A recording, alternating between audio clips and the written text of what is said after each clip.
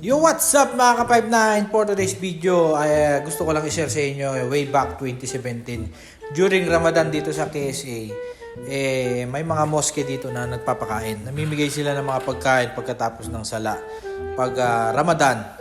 So maraming mga pupunta dito, mga iba-ibang lahi. Siyempre kasama na tayong mga Pilipino na sunduan lang namin na magkakasama na pumila dito.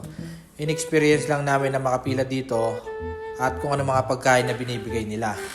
At binibigay nila dyan mga biryani, na chicken at may tubig, may gatas, may saging kompleto at ito yon. Ito na yung pinila namin. O, di ba? Kompleto. May yogurt. O, tapos isang kainan lang talaga. Ang saktuhan. May kubos, may laban, may dates, tubig. Yan. Tapos na, yun o. Oo, di ba? Survive na naman si Bugoy.